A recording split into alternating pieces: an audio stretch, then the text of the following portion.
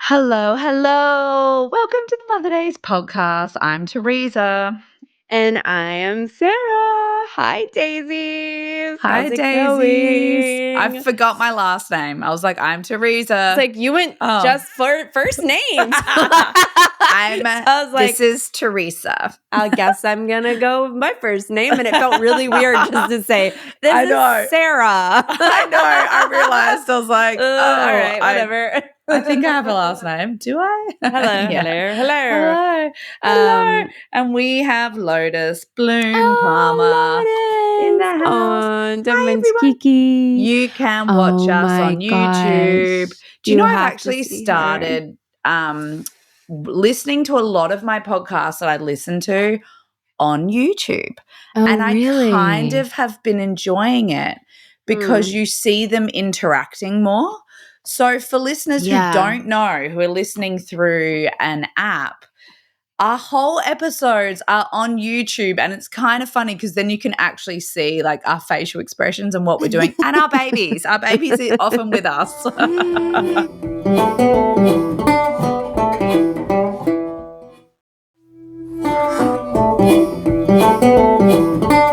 I know. It makes me laugh when I watch it back because a lot of times, like, I have like thinking faces. My kids tell me I have these thinking faces. My son will be like, "Are you okay, Mom?" And, I'll just have looked at my phone for like the first moment, I'll be like this. And I'm like, and Eric laughs now because he said that I always pull things away from my face. Like I can't read anything too close, so I'm always like this. And then my kids are like, "Mom, what's wrong?" And I'm like, oh, nothing. I was reading that there was like a 20% off sale at Jenny Kane. Like, I'm good, But so good. I have a worried face, a resting worried face when I'm thinking or whatever. It looks so bad. And sometimes I've seen, like, when our editor, Lara, will send us something, there'll be a shot of me on the screen kind of thinking with this really strange contorted face. And I'll write back and I'll be like, oh, maybe don't have that part with me in it for a second.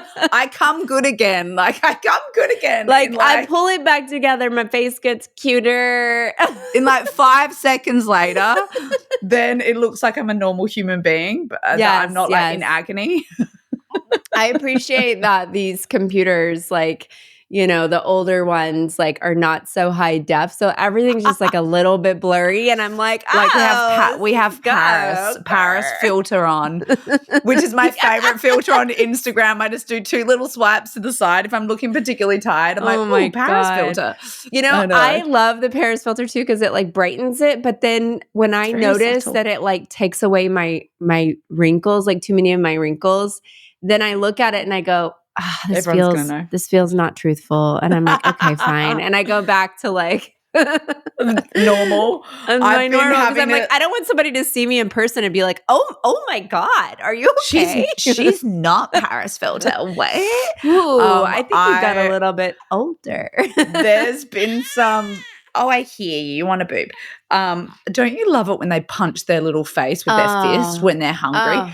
She like does this thing with her little hand right on your cheek, and you're like, is that cute. A nipple? She is so hungry. She like eats a lot. It's really cute. You've pulled your boob out at least 4 times, and we've been on this call for like 10 minutes. I know. This girl, I was saying to Sarah before, little Lo, she would be so are we happy. Calling her Lo? We've been calling her Lo and Lo and Loti. So cute. Oh God, we love Loti as well. So cute. Anyway, this girl would be very happy just living with a nipple in her mouth at all times. Oh my God. I'm not sure I've had a baby as obsessed. I do remember Prairie was a big boob monster. Yeah. Look, it's just in her mouth right now. She's kind of licking it. She's not even really drinking that much. And her eyes are closing. She's so happy. She's in her happy place. That's the comfort. And is it just pouring in her mouth, or is it just like very subtle right now, not having a letdown? Not having a letdown. I hardly have letdown, Sarah, because she always empties you out. And she's put on heaps of weight. You know how they say that like after 2 weeks they should be back to their birth weight, but she was back to her birth weight like 3 days postpartum. And then it's just continuing. She's just continuing to get bigger and bigger, which is so cute because I can see it in her face. She's starting to get a little double chin and her cheeks are filling out, and it's so like right now she's just got hiccups on the nipple, but the nipple's not doing anything. It's just sitting in her mouth. She's just like hiccuping with a nipple in her mouth. I always think that as they get a double chin, I'm hoping that it makes my double chin go away after every pregnancy. I'm like, ooh. You're like, are you gonna – well, it's funny, this 5th time round, not that, you know, we talk about this that much because it doesn't matter. But I've been noting, I went back to my other baby, like, because I did pregnancy weight gain and loss for each of my pregnancies. Oh, I wish I had done that. I'm always guessing. This time around, I did not really weigh myself that much during pregnancy. I weighed myself maybe 4 times. So I've only got 4 entries in there. And after she was born, you drop all the like the actual weight of the baby, that you know, amniotic fluid, the blah blah blah. So I lost a bunch of weight quite quickly, and then now we've plateaued, and I'm just 2 dress sizes bigger, which is, by the way, it's fine. She's 3 weeks old. But I did notice that with the other ones, every day it would be coming off until I was back to where I was at. Whereas now, and I wonder if it's because like I'm just really cherishing this postpartum time more. I am not nearly as active. I don't feel like being active. I don't want to go out on hikes or walks. And I was watching back some of my postpartum vlogs with the other babies, and I was just up and at 'em. I was going to the gym. I was going to F45. I was like doing all the school pickups. I was hiking. It is so funny. And this postpartum experience has been really different. It's been so much slower. Yeah. And I've been I said to Mark, it's been my favorite postpartum that I've had.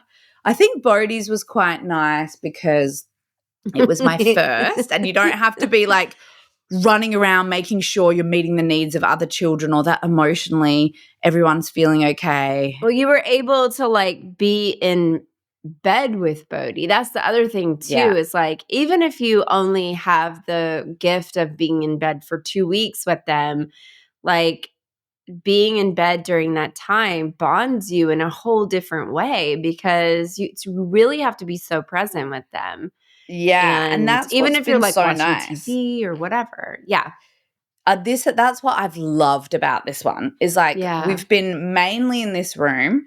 I just have my setup. I have like my, you know, my change, and this girl, because she nurses so much, she is shitting so much, like all the time. She's peeing, and her signature move is we like open her nappy, wipe her down. I've been using bentonite clay on her butt, which has been amazing, by the way. And then I'll bentonite clay her butt, and then out comes the fountain. The fountain comes like a little bubbler. It just comes this is her signature move. But it's not immediately when the air hits the fanny. It's after you've done all the clay and patted it all in nicely, and you're just ready to be done. Then she goes. So we all call out. Like Mark will be like, signature move, and I'm like, signature move. And then when my mum's changed her, she's like, she's doing the signature move. Oh my God, can't. She is. And sometimes it'll be like 4 tries of that, because like another bubbler will come out, and then it'll be like, now I'm just going to spray poo out, like right at the time you're about to like be done and have me all clean and ready to go. So we will often go through like 4 or 5 in one change, which is really funny. And I'm like, are you a comedian? Are you going to grow up and like be a really funny little girl? Because for sure. She's going to give you a run for your money. This is hilarious. I know. It's been so funny.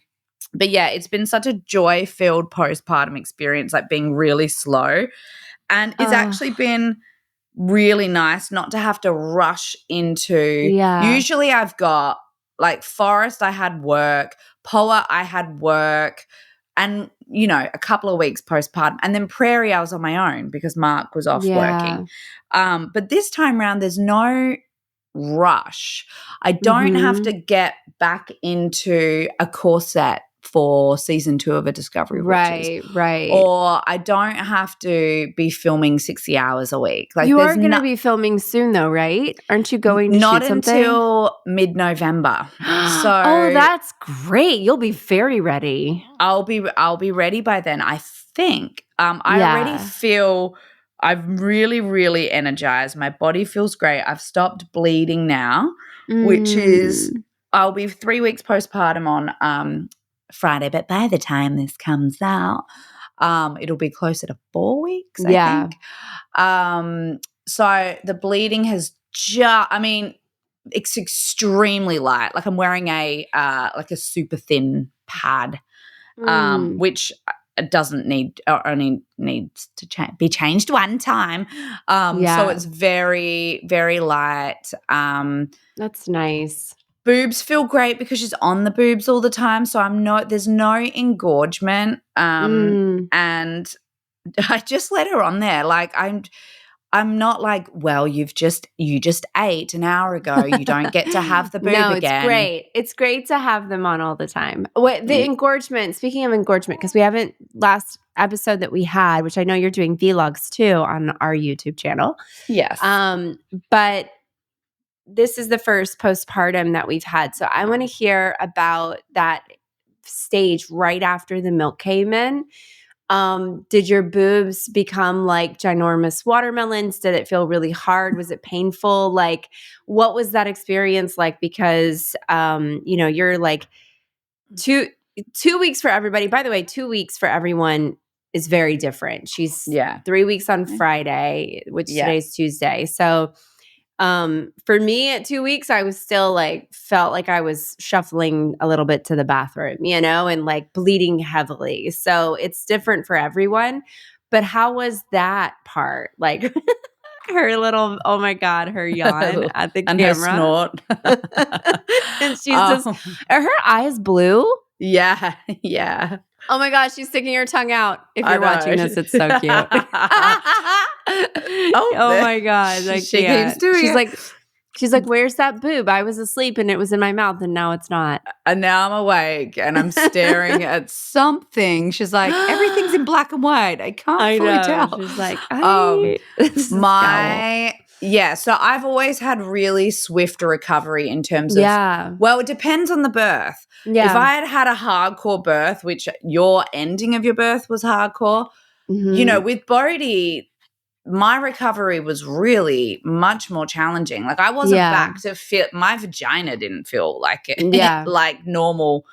I kind of think ever because I tore really badly. But it was painful. It was painful. Yeah. With him, it was painful. I was peeing in hot buckets of water, like really warm buckets of water for a long time. And I had to get help getting off the couch. And it was just my vagina had been beaten up with that first birth. And I've seen your videos and I've seen what you went through with this last one. Like your vag must have been bruised at some point. Like that's a sore vagina to have all of that kind of action down there. And then such a big baby.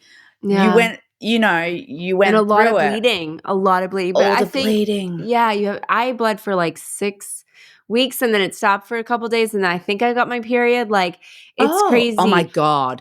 You got your your period so quickly. I know. My doctor was like, should we put in an IUD? And I was like, yes, because it will happen again. You would be pregnant in 2 seconds. Because the period comes back so fast.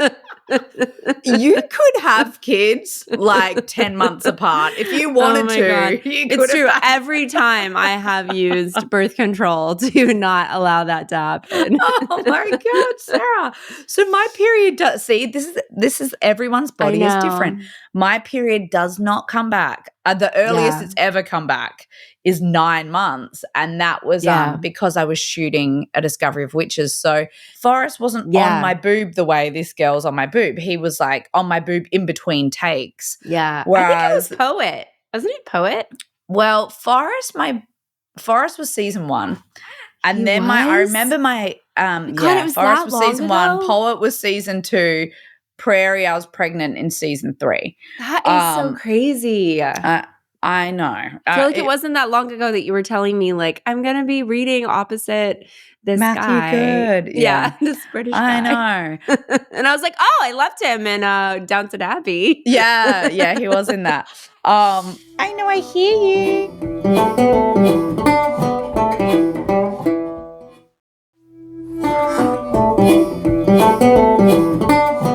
Well, do you know, I actually wanted to speak to that. Yeah, so you were talking about how it's feeling, and then I'm going to tell you a different story about I wanted to hear about that. A Discovery of Witches in a minute. Oh, yes. So my boobs, they've always been not so bad. And the reason why is because I've always nursed during my pregnancy. Right. Oh, that's right. Yeah, so Prairie, even though she was hardly having any boob, like 10 seconds before bed. I think because of that, it wasn't such a shock to the system when the milk came in. But I'm telling you, my boobs have never been bigger. Like, I think this has been the biggest. Yes. These boobs are ginormous. And I don't remember them ever being this big. Like, Mark looked at them and was like laughing. He was like, that's how these are feel. Insane. Yeah. Okay, I'm Googling that. Is it your boobs get bigger with every pregnancy? Like on your 4th baby, should you have ginormous boobs? I know. Things that I tell to Google. Oh yeah, I know. I usually ask ChatGPT until I've noticed not like a normal. It's not a normal. It's not a normal thing, but it is for us. Yeah, it is for us. My boobs are so extraordinarily huge. I sometimes will I've been lightly going out and about because my best friend Kat is in town, who I talk about all the time. Cute. Who's my paramedic friend who I've been friends with since. Yes, we love her so much. She's the best. So I've been besties with her since I was 7 years old, and Forrest and her daughter Rose are the next generation of Kat and I. And those two are like 2 peas in a pod. So much so that like Rose is here at the moment and Kat and I were like, you guys also have to include the other children, okay? Like we know that you're here to be together, but all the other kids are desperate for Rose and Alfie time too. So anyway, I have been walking around Byron with all 5 kids and Kat and Mark, and we've been taking out the little pram, and I will catch my reflection in the windows of the shops and be like, oh my God, are my boobs that big? Like that, they just stick straight out. I'm like, what the hell? They are ginormous. But that's really funny. You know, I'm kind of loving it. The funniest thing is like at nighttime, I don't know if you notice this, but like I'll show you this is what she sleeps in. This is the Bubba Bump. And if you're watching on YouTube, you'll be able to see. So this is my Bubba Bump. But like I always wake up to these big milk stains. So much milk because you're side lying and I'm boobing her at nighttime. And then I'll either just kind of fall asleep in that position with like milk spurting out, or I roll over and there's just milk dripping down onto my sheets. So there's so much, like I'm changing my sheets all the time. And it's not from night sweats. I did have night sweats for the first 3 days. Mm-hmm. And now I don't have them anymore, but I have like it's just milk patches all over my bed. Like whether it's on where she sleeps or on the sheet, I'm just changing. I'm going through sheets really fast. And it's like a sweet milk smell. But after a while, I don't want to be lying in the like old milky. It's terrible smell.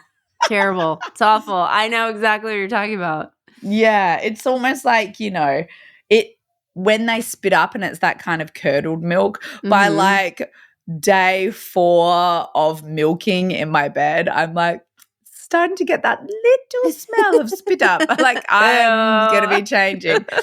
I started doing something. I can give you this tip really quick, but because the baby had spit up a couple of times and it just ended up being like everywhere, all over me and all over the bed.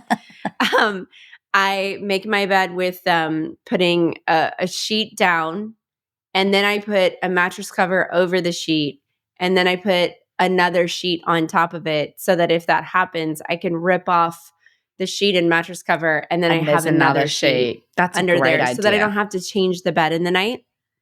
That's I just a great rip idea. that off. Yeah. Oh, that's so cool. Yes. It's almost like having a trash bag in the bottom of the trash can. Well, they say to do that for labor as well. Yes. That's where I thought that's how I got it, is because they had told me to do that. Like and I was home births. Oh, I'm going to do that. Yeah. Yeah. And I have not done that. She's done – nighttime has been really cool. Like I will – obviously she feeds all day. But there's a lot of cluster feeding at night from like 5 to 8. Yes. She is just with me either in a carrier on the boob. Last night we had to tape an audition for Mark and Kat's here. And I was like, oh my God, this is right in her cluster feeding period. Like she's going to want to be cluster feeding. So I tanked her up as much as I could. And then the only way for her not to grizzle in someone else's arms was in the carrier. So I strapped the carrier onto Kat, put her in, and she fell asleep with Kat in the carrier. Aww. And I was able to tape outdoors with Mark. And then I got really cute photos and video of That's Kat adorable. With her. It was so cute. But yeah, so the carrier's been really successful. I've been using it so much. I've been using the Solly Baby one in the house, like the soft wrap, which takes a little bit longer to wrap. But once you get the hang of it, it's actually quite quick. And that I find is really good and cozy for a newborn. And then I've got the Artipop carriers, which are so cute, and they're the ones that I wear out. So they stay in my car, and they're just always there, so I can never forget my carrier. And then I found the OG Baby Bjorn that I used to use with Bodily. I found that in storage. Wow. Oh my gosh. And that's Mark's preferred carrier. So that is so funny. Eric used to love the Baby Bjorn too. Yeah, I left it on an overhead bin, but oh, you left it? Oh no, on a plane. I did, on an airplane like years ago. But I remember him being like, "That's the one that feels the best for my back," and I would be like, "Same what? with him." Same with Mark. So we also have that one that he's been using. I was like, I want the super cute like yin yang. Like I'm gonna wear the yin yang one, and he's got the like. Eric tried on the Artipop carrier though, and held her the other day. I forgot where we were. We were like cruising, and he loved it. He hadn't had that one on yet, and so Mark hasn't tried that one on yet. Yeah, either. He loved the way it felt, and that one's my favorite for my back. Like I like that certain ones kind of right as soon as I have a baby, like the really soft, cuddly wraparound ones are so nice. But your babies run hot, don't they? Yeah, but when I'm out and about, like I need one that I can just strap on, strap off, because of all the kids quickly. Yeah, I know, because that is like they got to be really specifically wrapped in one of those, and you can get like I put her in that through the house, and I'll do washing, and she loves it. It's kind of like a womb, but it is. It's so I can't nice. imagine having it outside. Also, the sun protection is hard in one of those. They don't have one of those little anyway. So what I was actually going to say was, so I'm feeling great. My body feels great.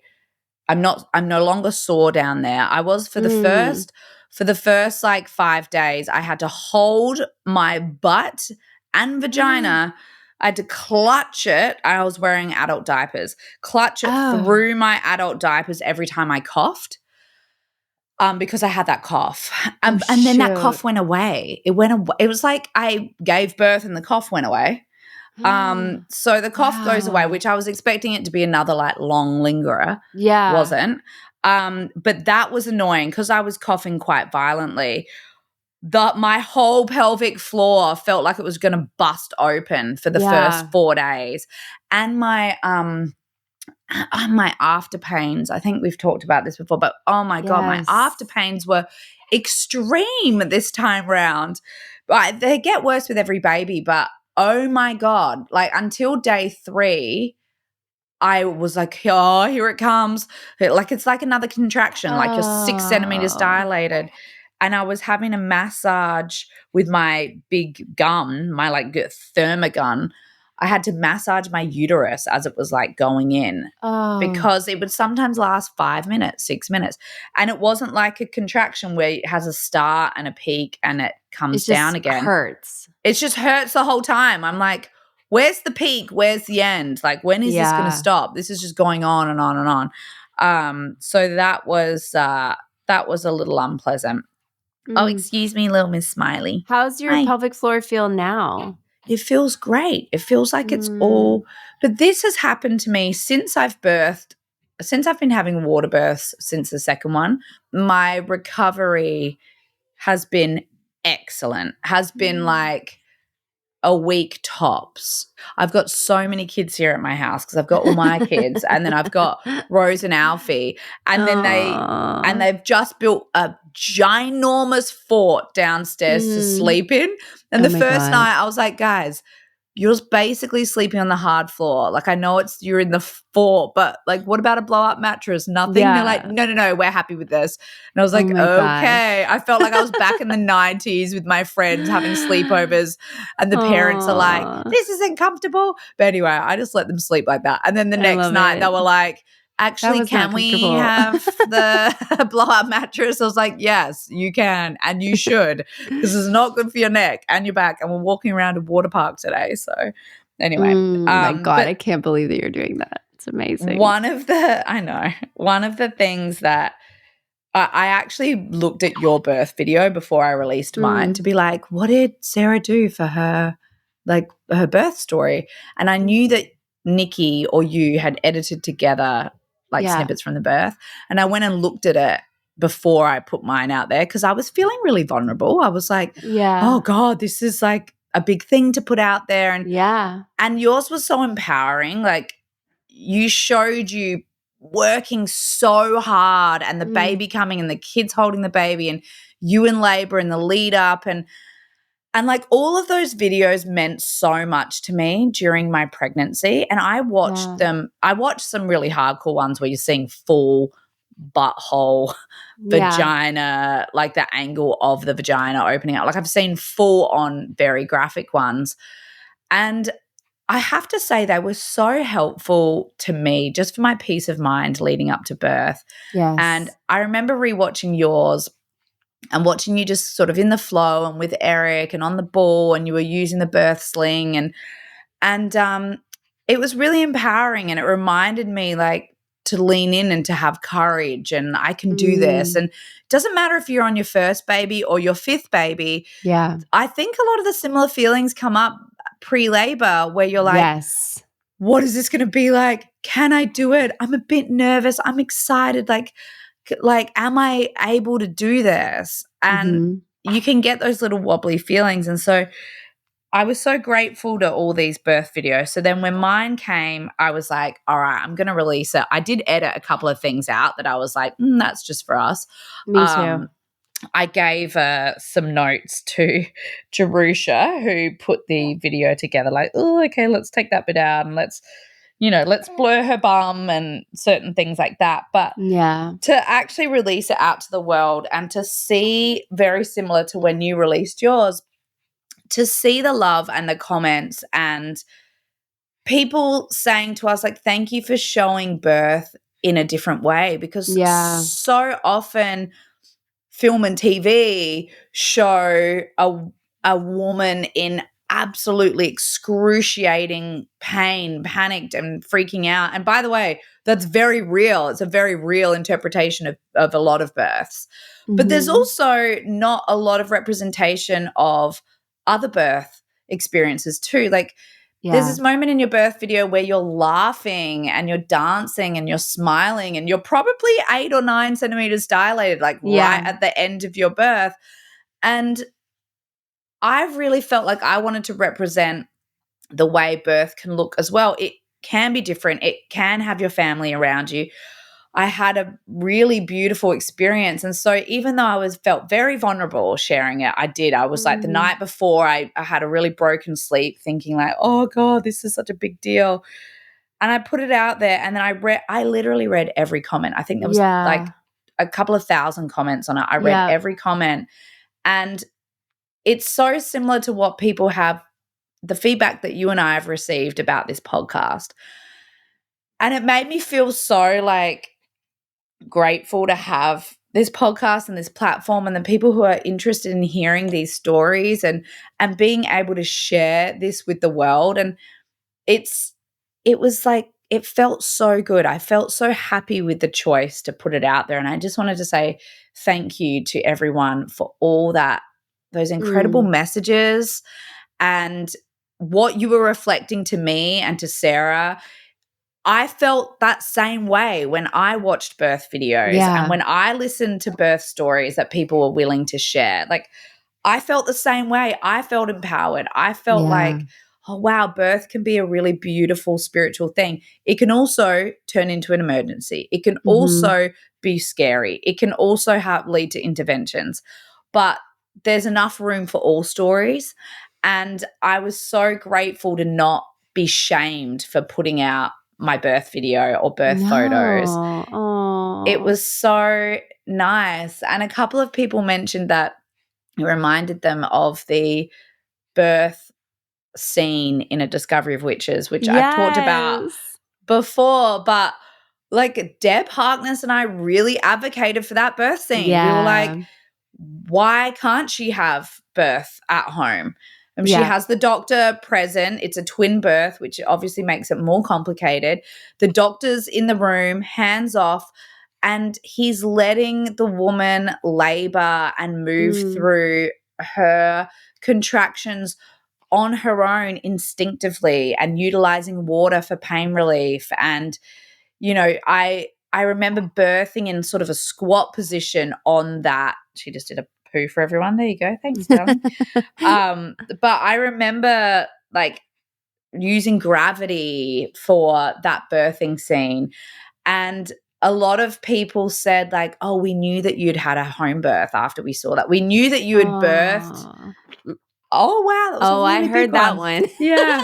Just to filling up my hand with the poops.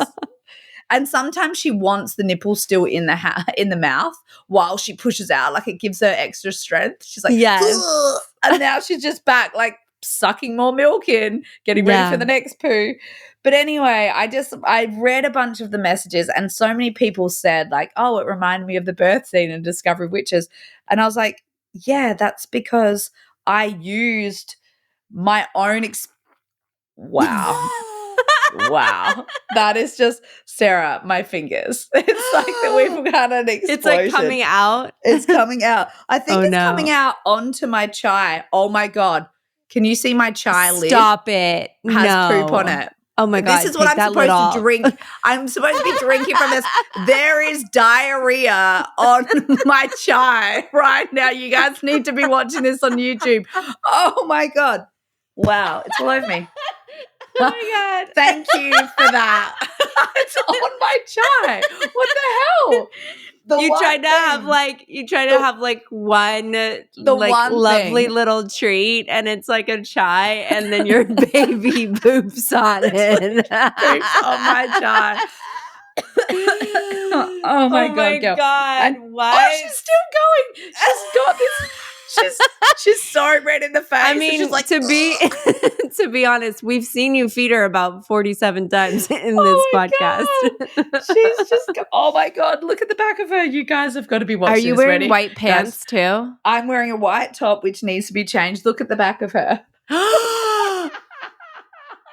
Oh my God. There's a huge blowout. You can see live on camera just for you guys. Right there. Is that, do you have all your changing stuff right there in front of you? I've got this. My here. God. This is the funniest thing. Wow. Insanity. There we go. Thank you, girlfriend. You're just keeping it real, keeping it real. The life She's keeping you humble, She's keeping you just like, you're my mom. You got to do this. Oh, and she's now smiling at me. Thank you. Of course she is. Oh my God, that video of you of that birth was so stunning. It's like everything about it, you could just like really feel it, you could feel everything, and all the like I as I was watching, I was like, wow, like even when baby comes out and your smile is so big, and the way that everybody sort of is like doing their strategic things in that moment. And like Libby, Libby was like massaging her back to be like, come back into your body. Yeah. And then you're like so infused with all those happy hormones, and like, it's a girl. I know. Yeah, I was like, oh my God. It's a girl. And my voice was going so high. I was like, it's a girl. I was going so high. I was like, I know that voice. That's a very excited voice. But the kids were so cute, and having them see you like that, and oh my God, it was so, and just normalizing so special. Having them around in that situation, it really made sense. Yes, and they were it was perfect. Very like having a rice cracker snack, like do like it's just any other old day, and I'm like, she's like, this is fine. I don't know, it was really great, and I had people. A lot of people were the majority of people were very amazing about watching the birth video. And then there were some comments that I got that were very negative about having my kids there. And I think that, I know that no one that's listening to this probably feels that way, but I think that it's really important to normalize that for them, and for them to also understand the work and power and beauty that's involved with birth, and then also for them to see what it takes, and that they're like how strong their mom is. They're gonna see, they've seen their mom throughout pregnancy, and they've seen them go through a lot of like, ow, pain, and I can't really do that because I'm carrying this baby in my belly, and then they see this thing happen, and they go through this like work of getting this baby out, and then they get to see birth, which is such a miracle anyway, and just have a full understanding of like the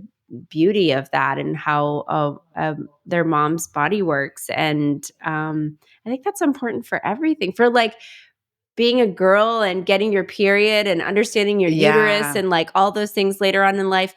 Being a boy and who's a friend to a girl who has a period, or a partner to a woman who's having a baby, or whatever it is, I think that's, we can't like pretend like that doesn't happen and shy away from it like it's a bad thing. We like supporting 100%. and normalizing. Yes, it's so and important. Bodhi even said to me, he was like, oh my gosh, one day if I have a wife, I will understand what birth is like.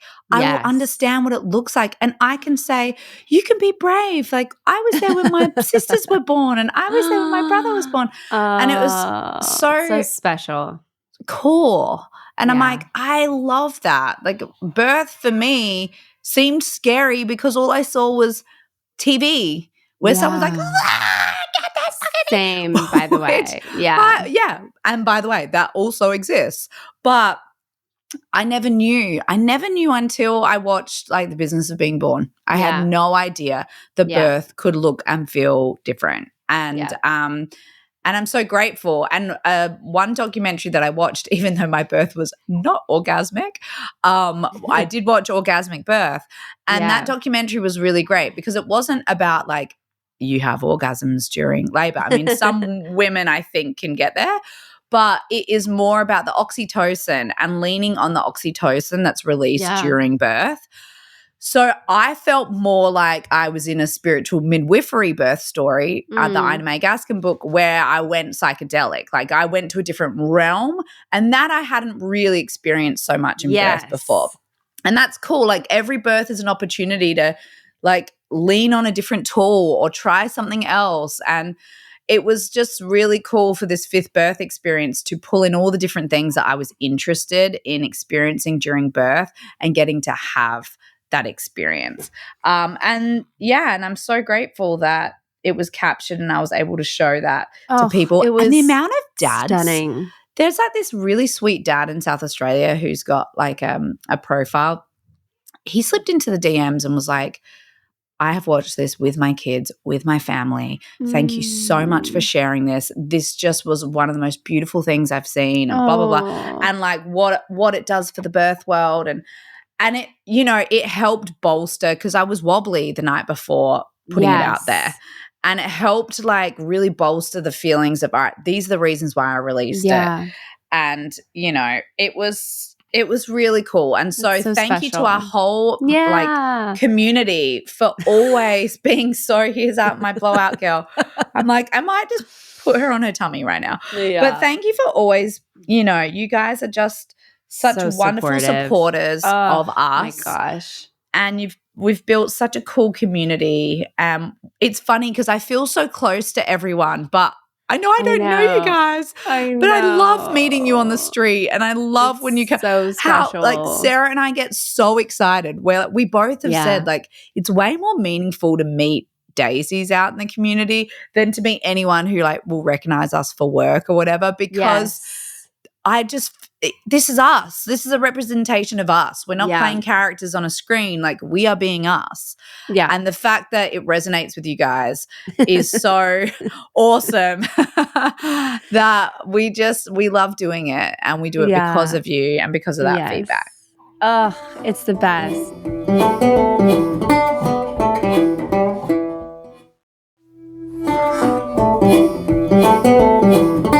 I know. I always try to think of like, I feel like we should have like community sweatshirts or like hats or something. And like, I feel like we should put like hello on there or like something I'll cute, get our merch going. Yeah, we'll get our merch going so we can all like wear our sweatshirts and unite. And I want to do live recordings with everyone. Yes, I know. This is in our future. Now we've had our babies. Now we've had our babies. And Eric's like, okay, when are we going to Australia? That's what he wants to know. I'm seriously, like, we'll do the first one here. Good question. I know. It'd be so great. I know. All right, well, she smells so bad. I need to change her. I know. You're going to have to change her right now. I'm like, can I drink my chai still? Or can I not? Has that leaked into the hole? I don't think it's leaked into the hole, but maybe just like take off the lid. I think so.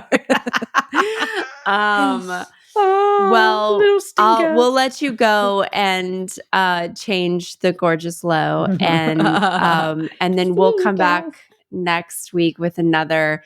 Maybe we should dress up the babies for Halloween and do like a little Halloween episode. Should we do that next week? Okay. Yes. I think Lotus wants to go as Ray Gun. What? Ray Gun from Australia. You know our break dancer who was in the Olympics? Yeah. Oh my God. Do you have the outfit?